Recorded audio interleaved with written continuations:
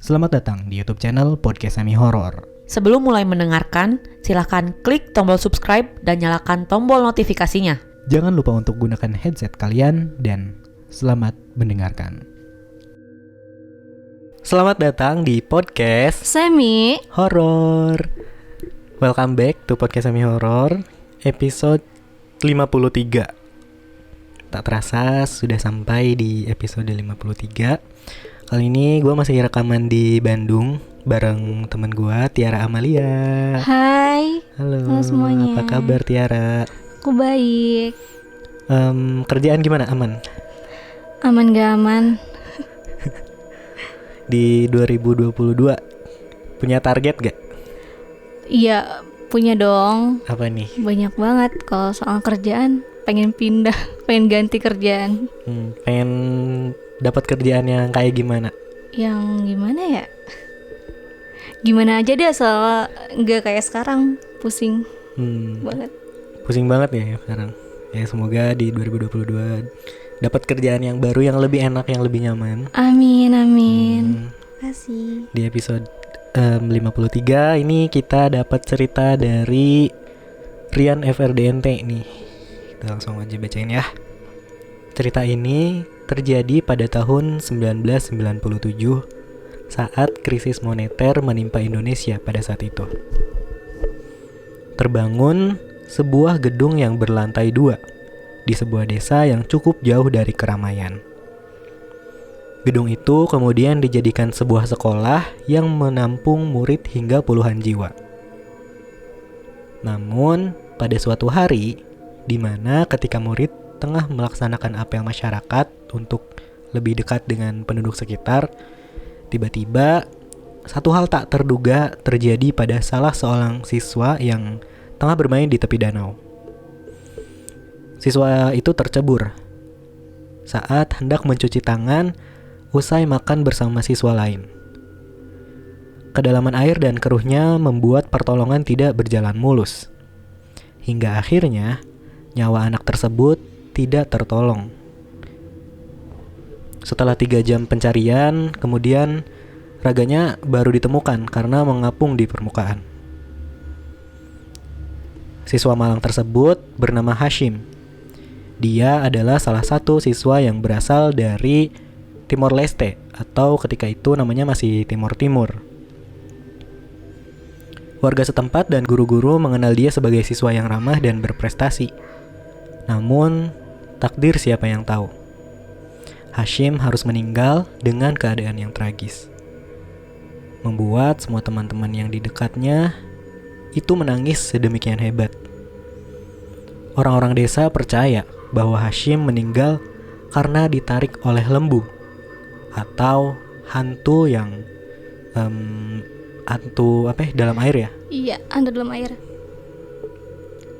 Banyak sih ya biasanya yang kayak gitu. Jadi sosok ini tuh diamnya tuh di air. Kayak di kolam-kolam, di sungai, di danau. Nah, si keluarga si Hashim ini kemudian menuntut pihak yayasan untuk membuat sekolah yang baru berdiri 4 bulan ini untuk ditutup. Semua murid yang berasal dari seluruh Indonesia itu dipulangkan kembali kepada orang tuanya masing-masing. Ini sangat disayangkan, apalagi bagi warga setempat. Salah seorang warga bercerita seraya mengenang bahwa pernah suatu ketika seorang murid datang ke rumahnya untuk menumpang mandi dan kemudian sang murid membantunya untuk mencucikan pakaian dan piring di rumahnya. Ia bersedih sekaligus kecewa mendengar sekolah itu harus bubar. Kemudian bangunan itu pun terbengkalai. Satu persatu guru yang mengajar di tempat ini kembali pulang ke kampung halaman mereka. Bahkan ada salah seorang guru yang berasal dari negara tetangga, Malaysia. Singkat cerita, 10 tahun kemudian, tepatnya tahun 2007, seorang warga bercerita bahwa gedung ini tuh sudah dijadikan tempat bernaungnya para hantu. Hantu kiriman lah. Jadi banyak hantu-hantu yang dibuang ke gedung ini ya, karena udah nggak dipakai lagi sebagai sekolah. Iya sih, maklum walaupun bukan kiriman juga pasti banyak sih. Iya, kayak rumah-rumah kosong lah. Udah lebih dari 40 hari. Nah, ada suatu kejadian ketika di mana rumah warga di sana tuh angker dan bertinggalnya sosok makhluk astral. Lalu sang ahli supranatural ini mengirim makhluk astral tersebut ke gedung tempat di mana pernah dijadikan sebuah sekolahan itu. Hingga kemudian mengubah keindahan gedung itu menjadi tempat yang begitu menyeramkan. Pada suatu hari, ada seorang warga melintas melewati gedung tersebut dengan menggunakan sepeda motornya. Dia melihat sebuah penampakan genderuwo. Warga tersebut turun dari motor dan berlari meninggalkan motornya di tempat tersebut. Matanya merah, melotot ke arah saya, tuturnya. Kemudian warga tersebut bercerita bahwa pada saat azan subuh berkumandang, ia kembali ke tempat tersebut untuk mengambil sepeda motornya. Saya pulang lagi ke sana. Alhamdulillah, motor saya masih ada. Karena memang jarang ada yang berani melintas daerah situ, katanya. Kejadian aneh pun pernah dialami oleh 2 anak kembar yang baru pulang dari sebuah pengajian. Pada saat itu masih menunjukkan pukul 22.00. Belum terlalu malam, saat melintas ke daerah gedung tersebut, salah seorang anak itu melihat sosok wewe gombel. Menurut pengakuannya, ia bahkan melihat dengan jelas bahwa payudara sang wewe tersebut mengangsar sampai ke tanah. Hanya saya yang melihatnya. Saudara kembar saya nggak lihat, tuturnya. Kembali, ia pun kembali mengingat-ingat kejadian tersebut. Di belakangnya tuh ada sosok anak kecil yang ngikutin dia. Saat saya lihat, langsung saya tarik tangan saudara saya, mengajaknya kemudian lari untuk putar balik, katanya. Adapun cerita salah seorang warga yang hendak melintas, ia mengakui melihat sosok siluman berkepala kambing. Waktu saya lihat lebih dekat, badannya tuh persis seperti manusia, tapi kepalanya berbentuk kepala kambing. Saya waktu itu sendiri melintas ke arah gedung itu. Saya langsung tancap gas aja. Takut, apalagi melihat matanya yang kemerah-merahan. Bahkan, sampai ada insiden tabrakan di jalanan daerah tempat gedung itu berdiri. Kedua korban dilarikan ke rumah sakit. Untung tidak ada korban jiwa. Hanya saja keduanya mengalami luka yang cukup serius. Kemudian kedua korban mengenang saat sebelum kejadian insiden tersebut. Ada anak kecil lari nyebrang. Saya lagi ngebut. Pas saya banting stang motor, tiba-tiba di depan saya ada motor lain. Saya nggak bisa ngerem, nggak tahu kenapa. Habis itu saya nggak tahu apa-apa lagi. Kemudian di tahun 2010 sampai 2014 dilakukan pembersihan di gedung tersebut dengan memanggil ahli agama untuk mengirim kembali jin-jin penghuni gedung tersebut pergi ke tempat mereka berasal. Pembersihan dilakukan secara rutin. Pengajian setiap malam dilakukan oleh warga setempat. Hingga akhirnya tempat itu tidak seangker seperti dulu. Walaupun masih ada sedikit jin penghuni di tempat tersebut. Namun kejadian-kejadian aneh atau bahkan tabrakan tak terulang kembali. Warga merasa senang dan tenang. Singkat cerita, tahun 2018, warga kembali berbondong-bondong ke tempat tersebut dengan mengenang almarhum Hashim, memberikannya doa beramai-ramai agar dia tenang di alamnya yang baru.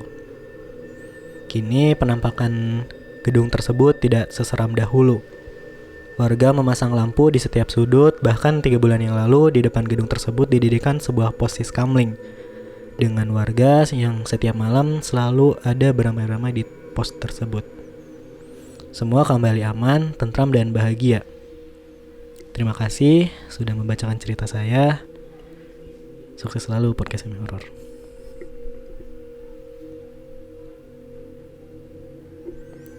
Oh, berarti gedung ini tuh bukan gedung bekas ya, emang sengaja dibangun buat jadiin sekolah ya?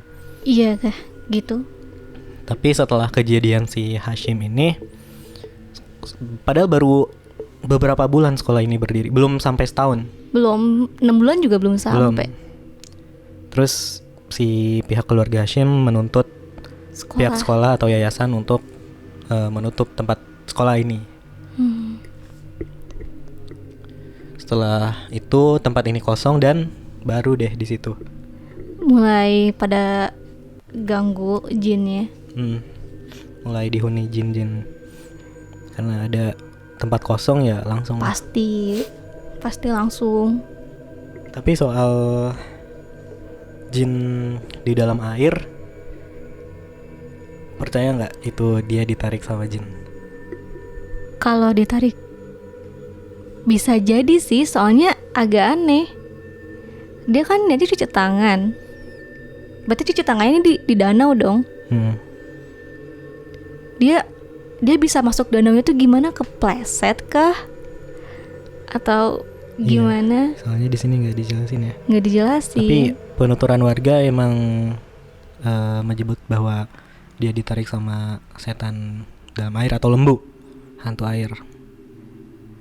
Mungkin karena mungkin warga nyebut dia ditarik hantu air, mungkin karena warga tersebut tuh ada yang beberapa pernah lihat kali ya.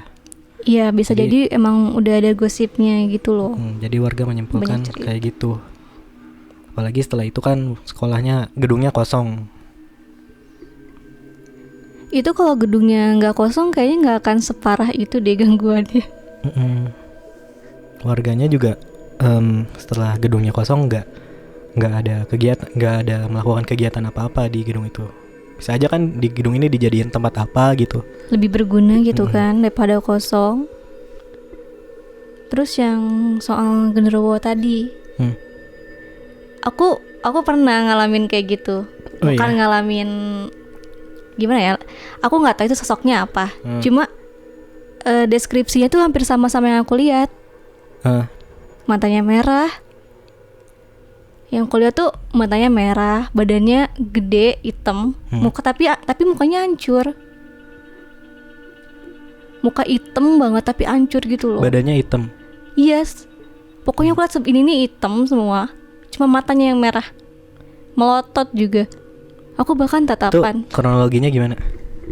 Itu aku seingat aku SMP ya. Awal-awal SMP. Aku lagi nonton TV. Aku posisinya duduk di bawah kursi kan, senderan. Lagi asik-asik nonton TV. Aku tuh berasa ada yang liatin dari arah dapur. Ya udah tuh, aku noleh kan. Noleh sekali nggak ada apa-apa. Aku lanjut nonton TV lagi. Nggak lama lagi, berasa ada yang liatin. Ada yang merhatiin ya? Ya udah, aku noleh lagi dong. Oh nggak ada apa-apa. Ketiga kali juga sama, nggak ada apa-apa aku noleh. Tapi kamu tetap di situ merasa diperhatiin. Iya. Terus yang keempat kali ini, aku ngerasa kok dari belakang kayak ada yang ngeliatin. Nah aku otomatis dongak dong. Aku dongak. Dan pas aku dongak banget, itu dia mukanya tuh langsung depan muka aku banget. Tatapan. Oh, itu sih yang pengalaman aku paling horor. Sumpah itu serem banget. Aku gak bisa ngapa-ngapain. Kaku, nge-freeze banget. Aku tatapan gak tahu itu berapa lama, tapi kayaknya gak nyampe semenit. Gak bisa ngomong apa-apa, cuma aku tiba-tiba istighfar. Habis itu aku bisa deh lari. Lari kemana? Keluar? Enggak, aku lari nyamperin bapak aku. Padahal bapak aku tuh di ruang sebelah. Di belakang ruang TV apa di? Enggak, depan sana. Setelah itu kamu bilang apa? Aku gak berani bilang apa-apa. Emang bapak kamu gak curiga? Enggak, soalnya aku bukan muka takut. Tapi aku gak bisa ngomong apa-apa gitu loh, gak bisa ngadu. Kayak cuma nyamperin udah aja. Tapi bapak kamu gak curiga? Enggak ada curiga. Ya biasanya kan ini anak kenapa tiba-tiba nih. Itu sih. Tuh. Seberapa deket tatap-tatapannya? Deket banget, berapa ya? 5 cm. Satu jengkal. Itu sih. Kelihatan itunya, luka-lukanya sama pori-porinya. Enggak, pokoknya aku tuh lebih fokus lihat ke matanya. Aku tatapan sama matanya. Merah menyala. Merah. Iya. Tapi kamu lihat ininya, badannya. Aku kayak mata lihat ke matanya, tapi kayak kelihatan juga itu loh, si ini itu hitam badannya. Dia berdiri apa duduk? Enggak tahu kan, aku gini terus dia kan di atas aku dong. Si pundak ini tuh kelihatan gitu. Oh. Setelah itu kejadian itu gimana? Dari situ anehnya aku nggak jadi penakut. Aku tuh sebelumnya penakut banget. Dari situ aku jadi lebih berani lah, lebih cuek. Kadang di kamar pun sampai sekarang ada yang gangguin. Maksudnya nggak gangguin ekstrim ya. Cuma kayak ketok-ketok jendela sesekali. Tapi jadi sekarang lebih bodo amatan ya? Bodo amat banget. Udah berapa kali ya aku ngalamin ketok-ketok jendela. Dalam seminggu tuh pasti ada. Di rumah yang di mana nih? Di Lembang. Yang di Lembang. Itu posisi rumahnya di atas, samping depan rumah tuh ada apa?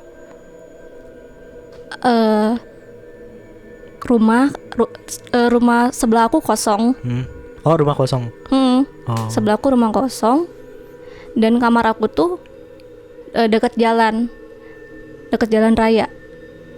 Rumah kamu Dekat jalan raya. Si jendelanya ngarah ke jalan gitu loh. Rumah kamu ini samping jalan raya. Iya. Yang di Lembang. Yang di Lembang. Kalau yang di mana? Yang di Antapani sih. Pernah nggak?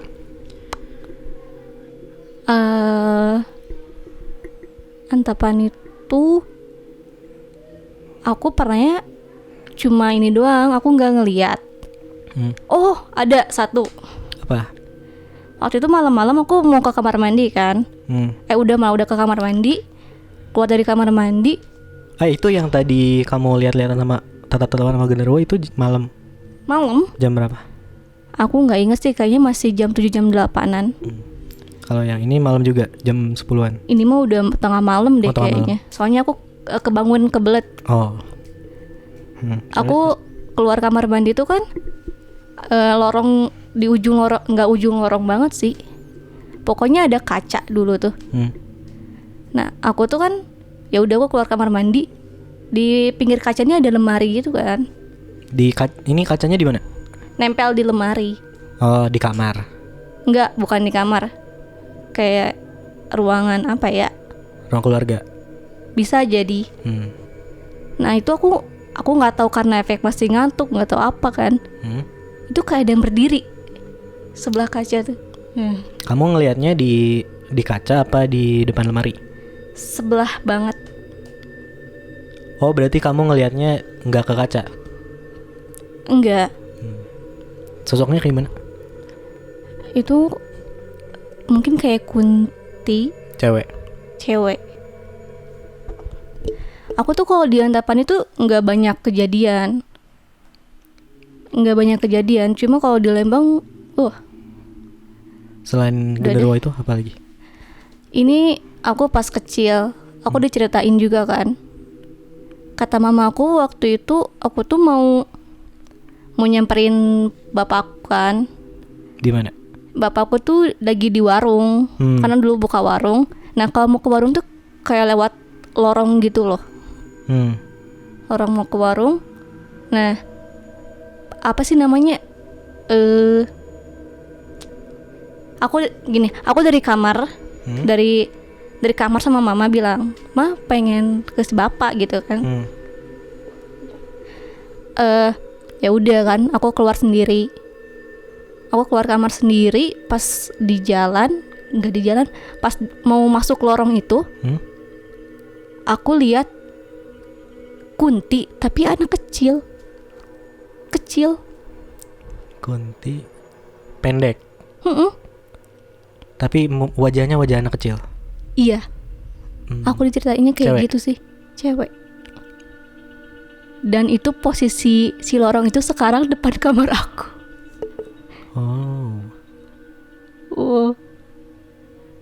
Itu pas kamu ngelihat, kamu lari langsung? Iya, kata mama aku langsung lari ke kamar. Langsung ngadu. Berarti nggak jadi ke papa? Nggak jadi, karena panik kayaknya. Terus kamu bilang apa ke mama? Ya nggak tahu, pokoknya kayaknya aku cerita dari situ kan ke mama. Makanya mama ceritain ke aku sekarang. Tapi kamu lupa, kamu bilang apa? Lupa, aku nggak ingat apa-apa malah. Aku juga taunya pas diceritain. Umur berapa sih waktu itu? Kayaknya itu TK deh. Harusnya itu salah satu kejadian yang diingat ya. Tapi kamu ingat? Enggak, aku sama sekali nggak ingat. Tapi ingatnya kamu ngelihat sosoknya itu pendek. Enggak, aku malah nggak ingat sama sekali. Oh, nggak ingat. Kayaknya aku itu cerita detail ke mama gitu loh. Oh iya, ngerti. Kamu diceritain ulang sama mama. Tuh diceritanya pas kapan? Aku SMK deh. Aku SMK diceritain itu. Dan kamar aku tuh kan belum lama kayaknya di Lembang. Baru pindah ruangan kamarnya? Lumayan sih, udah ada deh berapa tahun. Cuma nggak dari dulu banget gitu, paham nggak? Nah, sebelum dibangun kamar aku di situ tuh, kamu tahu kan orang tua zaman dulu tuh suka ada goa-goa gitu dalam rumah. Oh, gudang, kayak gudang. Goa tapi buat persembahan gitu loh. Kan kalau orang-orang tua gitu ruangan kan masih khusus, percaya gitu kan. Nah, si kamar aku tuh bekas goa itu loh. Jadi kata mama, kalau kamu ada aneh-aneh kemungkinan bisa aja gara-gara itu bekas goa. Jadi goa ini adalah satu ruangan yang khusus dipakai untuk almarhum nenek aku lah dulu, buat ke leluhur, nggak tahu apa, aku nggak ngerti. Oke. Dan katanya emang kalau dalam goa gitu suka ada yang nempatin. Terus udah tuh ceritanya. Udah. Kalau pengalaman mistis di luar rumah, di tempat lain mungkin? Paling ini sih, aku pas zaman SMP pernah. Apa tuh? Ada 2 nih. Yang pertama itu aku ingat banget kelas 8. Ada tugas bikin drama kan. Bahasa Indonesia? Iya. Nah, karena perpus sekolah aku tuh kan nggak dipakai kan. Dia cuma buat naruh buku doang biasa, nggak dipakai. Ya udah, pulang sekolah kita latihan di perpus. Latihan di perpus. Sebelah perpus tuh kayak ada tempat buat naruh alat-alat karawitan gitu loh. Alat musik kayak gendang, angklung, gitu ya. Kita lagi asik-asik latihan, tiba-tiba ada satu alat yang bunyi gamelan nih kalau nggak salah. Oh, latihan di ruangan itu? Aku latihannya di perpusnya. Oh. Cuma sebelahnya tuh kan bukan, dia cuma disekat kayak sama kayu gitu loh. Oh iya. Ini masih kelihatan, masih kedenger lah. Tiba-tiba bunyi gamelan gitu, teng, tapi gitu doang. Terus ya udahlah, kita bodo amat kan di situ. Nah, yang paniknya tuh yang ini. Tiba-tiba ada yang ngebisikin ke teman aku kayak, "Heh." Suara cewek cowok? Katanya cowok. Di situ kalian cewek semua? Ada cowok di 1 orang. Ada cowok 1 orang. Tapi kan ditanya-tanya, kamu tadi bilang heh ke aku. Kata teman aku kayak gitu. Hah? Enggak, aku lagi baca dialog kok. Dan dari situ kan langsung, lah terus suara siapa? Panik tuh kita langsung lari keluar, ada tas yang ketinggalan. Terus? Itu sumpah tas 1 ketinggalan. Ya udah, kita keluar langsung. Di luar ya udah panik lagi, kita bahas lagi pas di luar ruangan tuh. Lah itu siapa gitu kan? Ya nggak tahu. Terus kita coba berani masuk lagi buat ambil tas. Ya udah, tas diambil tuh. Nah, skip, besoknya teman aku yang ngedenger suara itu sakit seminggu lebih. Demam. Apa ini ada hubungannya sama itu? Kalau ada yang bilang sih ada, harusnya sih. Iya, biasanya kan orang-orang tuh selalu mengkambing hitamkan setan. Iya. Tapi emang aneh banget, masa selesai dari itu langsung sakit. Satu lagi ada nih. Ini waktu perpisahan sekolah. SMP? Yes, SMP. Perpisahan itu kita tuh kan ke Jogja. Nah, waktu itu kita mau perjalanan pulang sih. Mau ke Purwokerto dulu tapi. Ngapain? Ke Purwokerto tuh kan mau acara makan-makan terakhir Oh, makanya di Purwokerto. Nah jam 5:30 tuh kita baru turun dari Borobudur. Jadi bis tuh berangkat jam 6 lah, sekitar jam 6. Nah awal perjalanan tuh ya nggak apa-apa, nggak ada apa-apa. Nah aku tuh satu bis sama satu murid cewek. Dia tuh emang ada yang nempel. Ada yang ngikutin. Ada yang ngikutin. Dia tuh emang kayak gak sering sih, tapi beberapa kali di sekolah tuh kemasukan. Rata-rata hari Jumat pula.